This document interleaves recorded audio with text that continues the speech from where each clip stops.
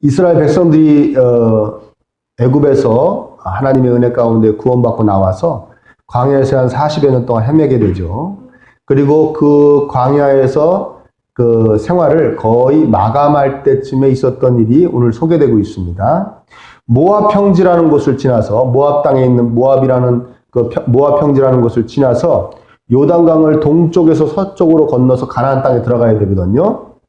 근데 그 당시 모압의 왕은 발락이라는 사람이었어요. 발락. 그런데 이 발락이 가만히 보니까 그 전에 자기 나라를 이기고 자기 나라 땅을 뺏어간 왕국이 있었습니다. 그 왕국이 뭐냐면 요단 동쪽에 아모리 왕국이라는 왕국이 있었어요. 그 왕국이 이스라엘한테 덤볐다가 자기들이 먼저 덤볐다가 박살이 난 거예요. 그걸 본 겁니다. 그러니까 자기 나라를 이긴 나라도 이스라엘 민족을 이겨낼 수 있다 없다? 없는 것이죠. 그걸 보고 이제 이 발락이 몸이 다는 거예요. 야, 큰일 났다. 우리나라 쳐들어오면 이거 다 죽게 생겼다. 그래서 어떻게 하느냐. 자기 이제 그 당시에 미디안이라는 나라는 이 모압이라는 나라의 속국이었는데 거기 귀족들 뭐 다 불러다 놓고 회의를 합니다. 거기서 내린 결론이 뭐냐. 이 모압에서 650km 정도 떨어진 곳에 발람이라는 선지자가 살고 있었어요. 발람이라는 선지자. 그 선지자가 신통하다고 하더라. 그 선지자를 불러서 이스라엘 민족들을 저주하게 하자. 그러면 저주를 받아가지고 우리가 이길 수 있을 것이다. 그래가지고 돈을 바리바리 싸가지고 또 자기들 막 그 부하들 중에 아주 높은 사람들을 보내가지고 발람을 데리고 올 수 있도록 보냅니다.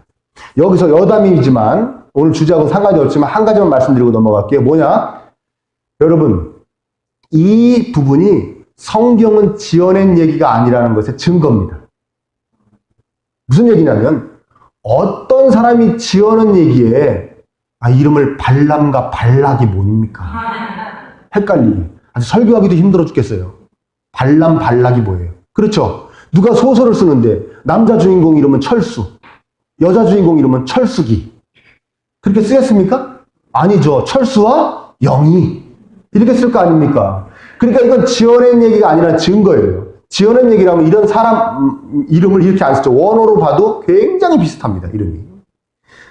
여담이었습니다. 아무튼 그런데 사실은요. 이 발락이 쓸데없는 짓을 하는 겁니다. 왜냐하면 신명기 2장 9절에 보면요. 모세가 이렇게 얘기합니다. 하나님께서 나에게 이렇게 말씀하셨다. 모압을 절대로 괴롭게 하지 말라. 모압은 쳐들어가지도 말고 싸우지도 말고 거기서 해달라는 대로 다 해줘라. 그렇게 얘기하셨어요. 이해되십니까? 그러니까 모압하고는 싸울 의사도 없고요. 모압을 괴롭게 할 의사가 요만큼도 없어요. 왜? 하나님 이렇게 하지 말라고 하셨으니까. 누구한테? 모세에게. 그러니까 발락이 먼저 좀 알아보지. 지금 자기 부하들을 발람한테 보낼 게 아니라 사실 누구한테 보내야 됩니까? 모세한테 보내야죠. 아니 우리 땅은 왜 이렇게 가까이 오시는 거예요? 우리나라에는 왜 들어오신 거예요? 이렇게 물어봤어야 되는데. 아멘? 자, 우리도 뭔 일하기에 앞서 좀 알아봐야 될 줄 믿습니다. 우리는 어디다 대고 알아봅니까? 하나님께 알아보죠. 하나님께 여쭤봅니다. 우리는 어디에서든지 무엇을 하든지 하나님께 여쭤보고 하나님 뜻 안에서 하나님 뜻대로 행해야 될 줄 믿습니다. 여러분 이런 얘기 많이 들어보셨을까요? 아이고 누가 하나님 뜻을 몰라요? 몰라서 못 사나 그렇게? 안 사라지는 거지?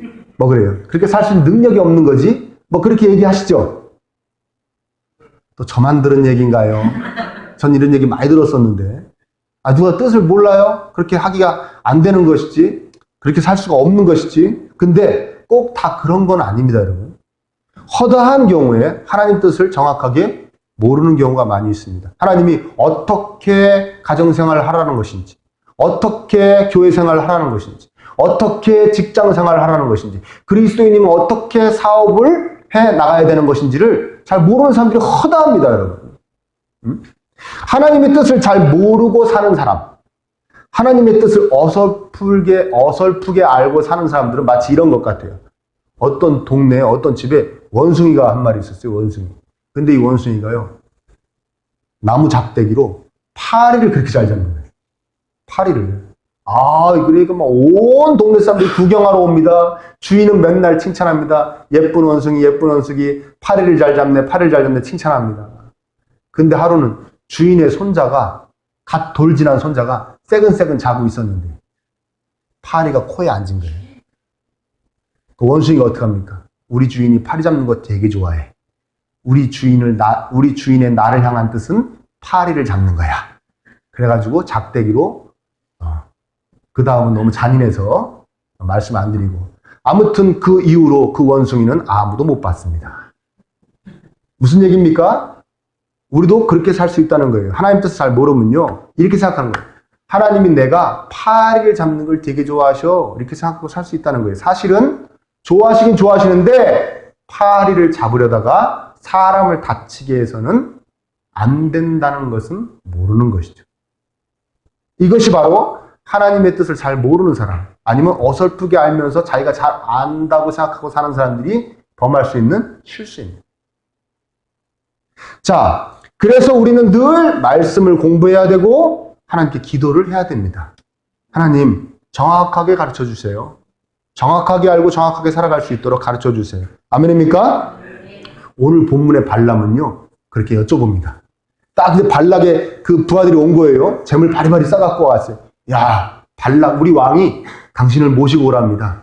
오시면요, 오셔서 저주만 해달랍니다. 이스라엘 민족을. 그러면 높은 벼슬도 주고 뭐 한답니다. 이렇게 막 꼬신 거예요. 그러니까 발람이 뭐라고 하냐.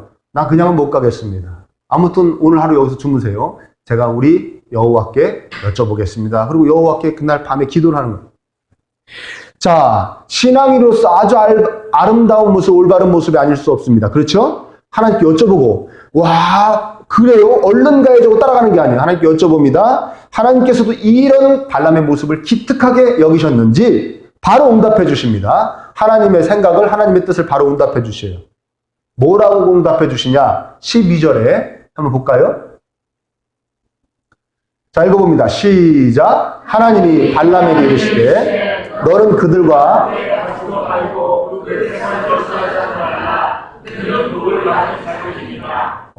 절대 가면 안 된다. 내가 복 주고 있는 백성인데 네가 저주한다는 게 말이 되냐? 넌 내 선지자 아니야? 내 선지자가 내가 복 주기로 작정한 백성들을 네가 저주한다? 말이 안 되잖아. 가지 마. 그렇게 얘기하시는 거예요. 그러니까 바로 발람이 다음날 아침에 하나님이 가지 말라고 그러십니다. 당신들 그냥 돌아가십시오. 나는 못 갑니다. 딱 그래요. 아, 멋있죠? 네, 멋있어요. 이렇게 이야기가 끝났으면 참 좋았을 텐데. 이 부하들이 다시 발락한테 갑니다. 발락이에요. 예? 발락한테 가서 발람이 안 온다는데요. 자기 뭐 여호와가 가지 말라고 그랬다고 안 온대요. 했더니 발락이 그래? 얘가 재물이 적어서 그렇구나. 너희 더 많은, 더 높은 부하들을 더 많은 재물을 가지고 보냅니다. 다시 와가지고 이렇게 얘기합니다. 우리 발락 왕이 더 높은 지위도 줄 것이고 아무것도 걱정하지 말고 오시랍니다. 더 많은 재물도 주실 테니까 제발 좀 오시랍니다. 우리 다시 왔어요. 그렇게 얘기를 합니다. 그러니까 발람이 멋있는 말로 받아칩니다. 18절입니다. 한번 읽어보겠습니다. 시작. 발람이 발락의 신하들에게 대답하여 발락이 그 집에 가득한 은금을 내게 줄지라도 내가 능히 여호와 내 하나님의 말씀을 어겨 덜하거나 더 아무 소용없습니다. 당신들이 나를 아무리 높은 지위와 재물로 꼬셔도 나는 당신들을 따라가서 이스라엘을 저주할 수 없습니다. 왜? 하나님께서 나를 향하신 뜻이 분명하기 때문에 함께 가지도 말고 저주도 하지 마라. 자, 여기까지는 참 좋았는데 이 발람이 아주 특이한 말을 합니다. 19절입니다.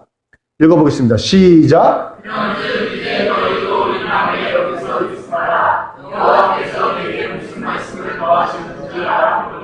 야, 절대 안 됩니다. 나는 못 갑니다. 하나님이 나를 향한 뜻이 분명합니다. 얘기해놓고 뭐라냐? 그런데 일단 잠깐 있어 보세요. 내가 다시 한번 여쭤볼게요. 그러는 것이죠. 아니, 다시 여쭙긴 뭘 다시 여쭙니까? 지금 뭐 변한 거 있습니까? 변한 거 있어요? 발락의 요구사항이 똑같죠? 와서 이스라엘 백성들을 저주해달라. 똑같은 것이죠? 이해되십니까? 그리고 신문에도 안 났습니다. 이스라엘 백성들이 저주받을 짓을 해서 하나님이 버리셨다라는 그 기사도 신문에 나지 않았어요. 여전히 복을 주시기로 작정하신 백성들입니다. 변한 것이 있다면 더 높은 지위와 더 높은 재물을 제시했다는 것밖에 변한 것이 없다는 것이죠. 발람이 왜 이럽니까? 왜 다시 여쭤본다고 그럽니까? 지금 발람의 속마음은요, 발락에게 너무 가고 싶은 거예요. 가고 싶은 거예요. 자기도 높은 이 시골 변방에서 그냥 선지자로 사는 것보다는 저기 대국에 가서 높은 지위도 오르고 많은 재물도 갖고 싶은 거예요. 자, 이런 발람을 하나님께서 발람아, 정신 안 차려? 내가 너를 향한 뜻이 분명하잖아. 뭔 또 다시 물어봐. 이렇게 혼내셨어야 되는데 또 하나님도 이상하게 말씀하십니다. 20절 한번 읽어볼까요? 시작. 하나님이 발람에게 전하여 이르시되 그 사람이 너를 불러왔거든 일어나 함께 가라. 그러나 네가 네게 이르는 말만 조심할 것이니라. 그래. 그러냐 발람아? 그래. 풍악이 울리네요. 할렐루야. 예배는 즐거운 것이죠. 자, 가긴 가라고 하시는 거예요. 가라. 가라 그러죠. 발람이 하도 가고 싶어 하시니까 허용하시는 거예요. 그렇게 가고 싶나? 가라. 정확히 말하자면 허용하셨다고 보기보다는 괴로우신데도 참고 계시는 겁니다. 마지못해 참고 계시는 것이죠. 증거가 뭐냐? 오늘 본문은 원래 20절까지밖에 안 읽었는데 21절부터 내용은 제가 말씀드릴게요. 21절 다음날 아침에 발람이 이 얘기를 듣고 하나님이 그래 가라. 대신 저주는 하면 안 돼. 가도 이렇게 가고 싶니? 가라 그러면. 다음날 발람이요 나귀에다가 짐을 잔뜩 씌우고 자기가 딱 타고 이제 떠나려고 기분이 좋아가지고 가라고 그랬으니까 하나님이 딱 가려고 그러는데요. 나귀가 말을 안 들어요. 나중에 알고 봤는데 여호와의 사자가 천사가 칼을 빼들고 길을 딱 막고 서 있는 거예요. 칼을 빼들고. 아니 이 부분이 참 좀 난해해요. 해석하기. 왜? 아니 24시간도 안 지난 전에 밤에 가라고 그러셨어요? 안 가라고 그러셨어요? 가라고 그러셨잖아요. 그랬는데 그 아침에는 천사를 보내가지고 칼을 빼들고 못 가게 막으시는 거예요. 참 이해하기 힘든 본문입니다. 사실 저는 여기서요 하나님의 그 어떤 은혜를 아버지와 같은 그 하나님의 마음을 느낍니다.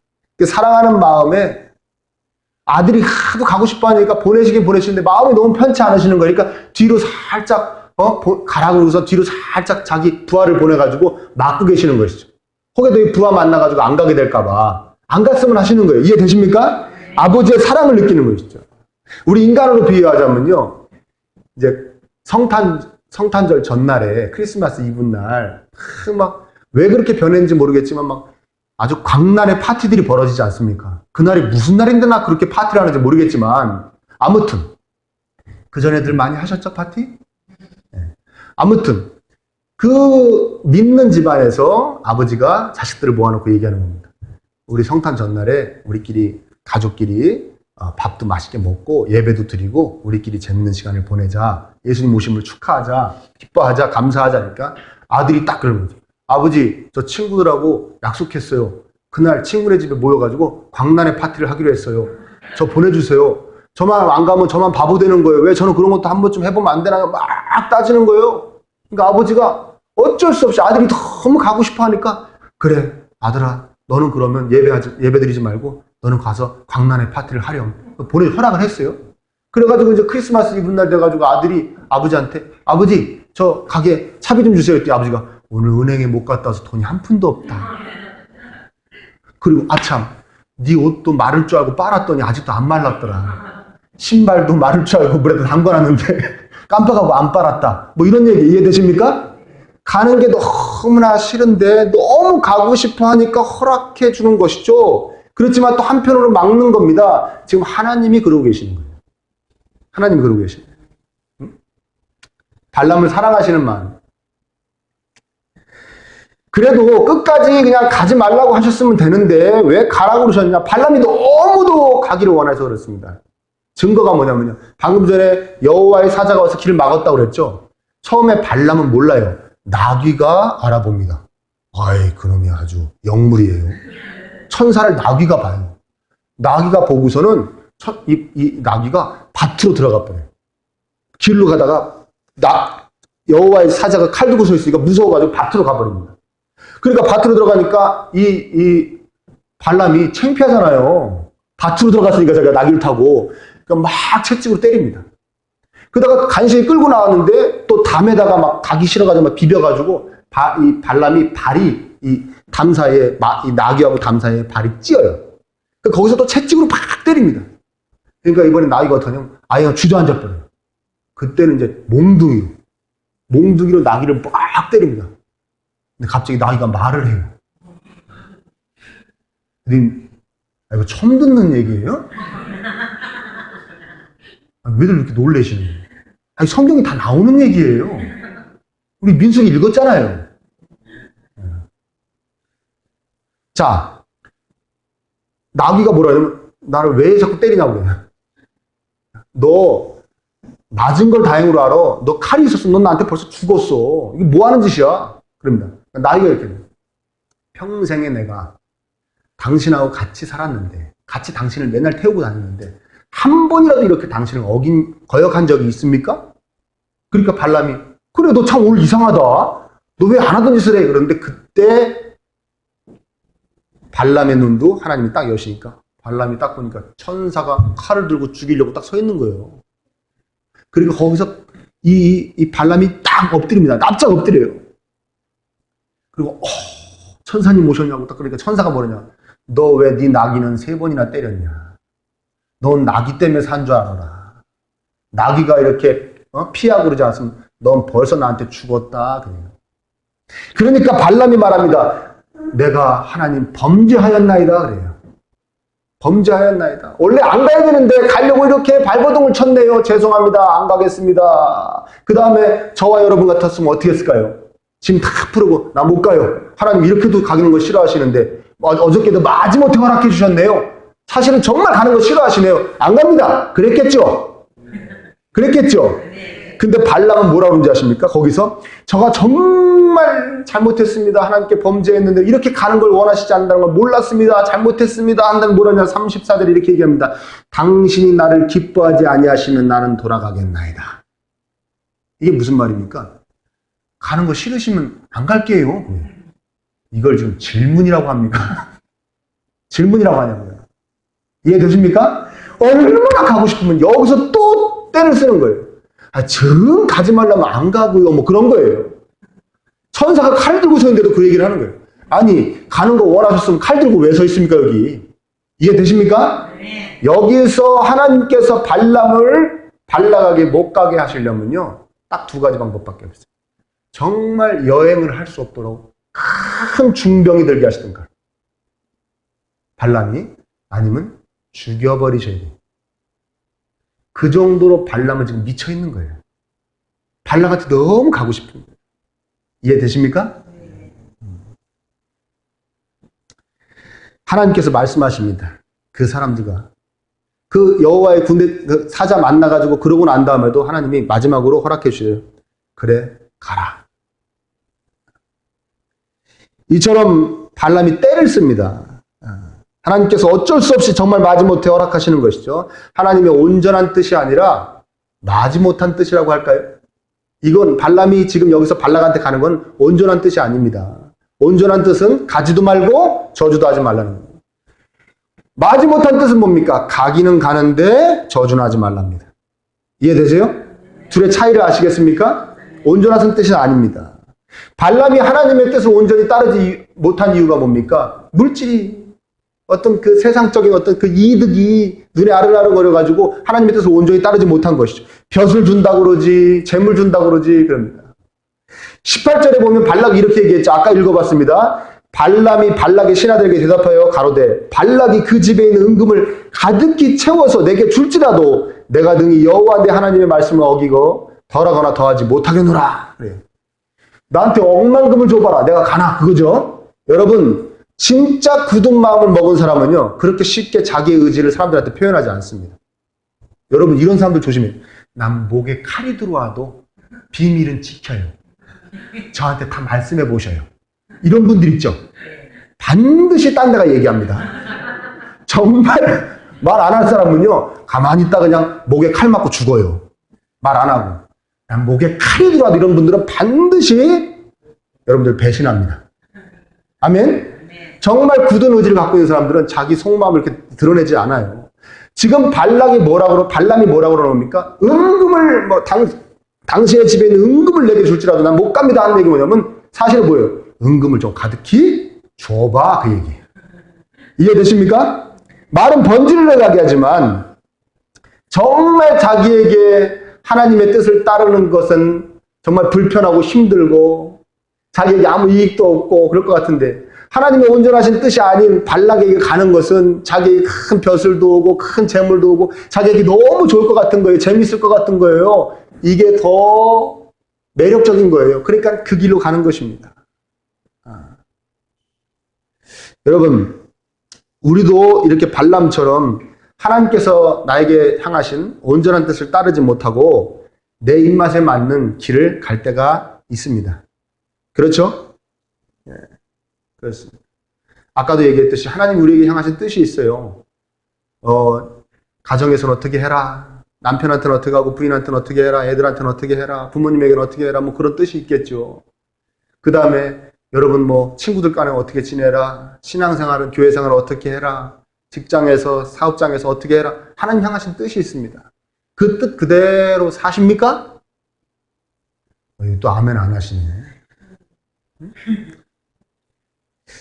내 입맛에 맞는 대로 살죠. 그 하나님이 향하신 온전한 뜻을 압니다. 아는데 살짝 틀어가지고 변형시켜가지고 내 입맛에 맞는 대로 내 편리한 대로 살아갑니다. 그런데 중요한 건 뭐냐? 별일이 생기든가요? 아무 일도 안 생겨요. 그러니까 우리 착각합니다. 아, 이것도 하나님의 뜻인가 보다. 아, 맞아요. 뜻이에요. 무슨 뜻이다? 마지못한 뜻이에요. 마지못한 뜻. 그냥 그 삶의 행태가, 그 신앙의 모습이, 그 가고 있는 길이 하나님 마음에 정말 마음에 안 들지만 그래도 그냥 허용해 주시는 거예요. 왜 허용해 주십니까? 그렇게 할 때마다 그거 아니라고 때리셨다가는 우리 다 죽을까 봐. 죽을까 봐. 박살이 날까 봐. 그냥 마지못해 참아주시는 거예요. 그래. 그러면서 안전장치는 치시죠. 발람에게도 치셨습니다. 뭡니까? 가긴 가는데 마지못해 허락해 주면서 뭐라면? 가서 뭔 하지 마라? 저주는 하지 마라. 안전장치를 치시는 거죠. 내 백성을, 이 말씀 때문에 그렇습니다. 아브라함에게 하신 말씀 때문에 그럴 거예요, 아마. 너를 저주하는 자는 나에게 저주를 받을 것이다. 이거는 발람을, 이스라엘 백성들을 위한 안전장치가 아니고요. 발람을 위한 안전장치예요. 발람아, 네가 내 말 안 듣고 저주하면 야, 저주고 축복이고 내가 주는 건데 나는 복 주기로 했잖아. 그러니까 그 저주가 누구한테 돌아간다? 너한테 돌아갈 수밖에 없어. 그러니까 저주하지 마. 네가 저주받는 거야. 그러니까 안전장치를 딱 치시는 거예요. 선을 딱 그어주시는 겁니다. 여러분, 우리가 명심해야 될 게 뭐냐? 여러분, 하나님이 여러분들에게 향하신 온전한 뜻대로 못 사신다고 하더라도, 그래서 마지못한 뜻대로 사신다고 해도 선은 넘지 마시기 바랍니다.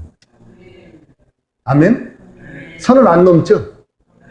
예, 저도 또 그런 얘기도 많이 들었어요. 아유, 목사님, 제가요, 비록 이렇게 믿음 없이 살지만요, 제가 그래도 선은 안 넘습니다. 할렐루야. 그렇죠? 제가 선은, 그래도 생각은 있는 사람이 제가 선은 안 넘습니다. 그러죠? 아유, 다 본인들 얘기신 것 같아요. 왜 이렇게들 다 고개를 끄덕끄덕 하시는지. 자, 문제는 뭐냐?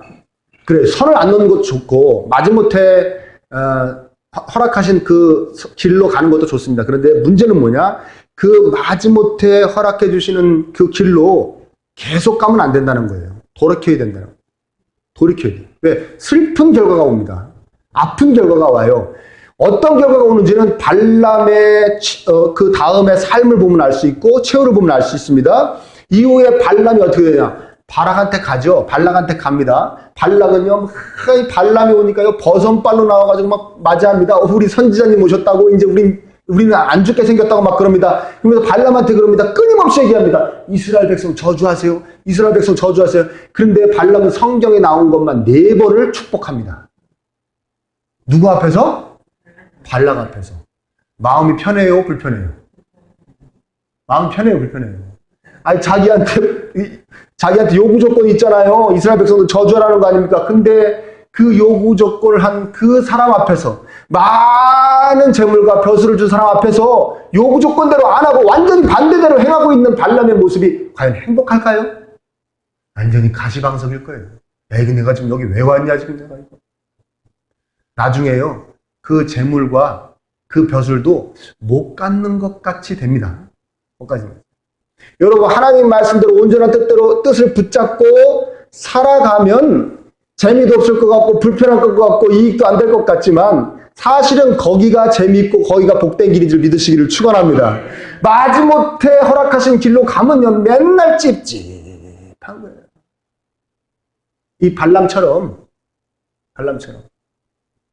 자, 그리고 아까 선을 거두셨죠. 안전장치 쳐주셨잖아요. 뭐 얘기했습니까? 우리 백성을 저주하지는 말아라. 아멘. 선을 안 넘어요. 야, 발람 진짜 기가 막혀. 선을 안 넘어. 여러분들 같이 선을 안 넘어요. 선을 안 넘어. 마지못한 길로 가더라도 선을 안 넘어. 근데 뭔 짓을 했느냐? 이스라엘 백성들을 직접적으로 자기가 저주는 하지 못하니까 어떻게 하느냐? 저주 받을 짓을 스스로 하도록 꼬십니다. 작전을 짜요. 그게 뭐냐? 모압 여인들, 예쁜 여인들을 뽑아가지고요, 이스라엘 남자들을 유혹합니다. 그래가지고요, 행음하고요, 그리고 이스라엘 남자들로 하여금 이 모압의 우상들 앞에서 막 재물을 먹고 예배드리게 해요. 그러면 24,000명이 병으로 죽습니다. 이스라엘 남자들이 24,000명이 죽어요. 이해되십니까? 그러니까 선은 넘은 거예요, 안 넘은 거예요? 네, 결국에 넘게 되는 거예요. 할렐루야. 정신을 바짝 차리셔야 됩니다. 아까 여러분 그 얘기했죠? 하나님, 목사님, 제가 마지못한 길로 가지만 뭐는 안 넘어요? 선을 안 넘어요. 선을 안 넘습니다. 다른 이상한 모습으로 서 있게 됩니다. 그래서 발람 어떻게 되느냐? 31장에 보니까요, 이스라엘 백성들이 칼로 죽여버립니다. 최후가 그거예요. 하나님 마지못한 길로, 하나님 마지못해 허용하신 그 길로 계속 가다가는 결과가 뭐라고요? 칼에 죽임을 당합니다. 그래서 제 생각에는 천사가 칼 들고 서 있었나 봐요. 너 이 길로 갈래? 이 길로 가면은 마지막엔 너 칼에 죽는 거야. 뭐 그렇게 가르쳐 주신 것 같아요. 하나님 마음이신 것 같아요. 여러분, 함께 내 삶을, 여러분들의 삶을 돌이켜보기를 원합니다. 지금 현재의 삶도 한번 살펴보기를 원합니다. 내가 하나님의 온전한 뜻을 붙잡고 살아가나, 아니면 내 입맛에 맞는 변형된, 정말 하나님이 마지못해 허락해 주신 그 뜻을 붙잡고 살아가나 한 번쯤 살펴보시기를 축원합니다. 내가 떼쓰고 졸르고 살진 않나. 하나님, 저는 이게 너무나 좋습니다. 이런 모습이 좋아요. 이런 행태가 좋습니다. 이런 스타일이 좋아요. 저 이렇게 살게요. 막 때를 쓰는 거 아닌가.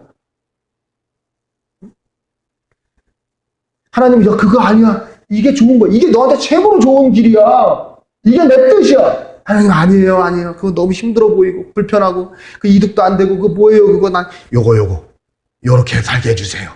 요렇게 살면서도 편안하게 하시고, 요렇게 살면서도 복받게 하시고, 요렇게 살면서도 형통하게 해주세요. 때를 쓰고 조르고 있지는 않는가. 한번 생각해 봐야 돼.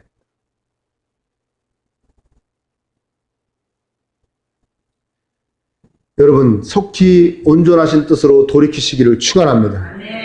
하나님의 뜻대로 살아가면 정말 당장에는 불편해 보이고 재미도 없고 손해보는 것 같지만 그 길이 마침내는 복되고 재미있고 여러분들에게 큰 이득을 가져다 주는 길인 걸 믿으시기를 축복합니다. 하나님의 뜻은 언제나 선하시거든요. 나한테 하나님의 향한 온전하신 뜻은 나한테 가장 선한 겁니다. 나를 가장 좋게 해주는 겁니다. 그 뜻을 붙잡으시기를 축원합니다. 세상이 참 혼탁하죠. 그리고 많은 유혹도 있습니다. 세상이 막 여러분 헷갈리게 하죠. 예?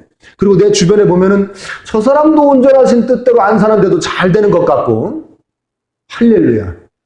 그렇죠? 그런 물질로 세상에 여러 가지 칭찬이 또 알량한 쾌락과 유혹이 여러분들을 막 힘들게 할 겁니다. 그때 여러분 명심하십시오. 그래도 여러분 명심하십시오. 그래도 나에게 제일 좋은 것은 하나님의 온전하신 뜻을 붙잡고 사는 삶. 명심하시기를 축원합니다. 변함없이, 모든 그 유혹에도 변함없이 꿋꿋하게 하나님의 여러분들을 향하신 온전하신 뜻을 붙잡고 끝까지 승리하실 수 있는 여러분 되시기를 예수님의 이름으로 간절히 축복합니다.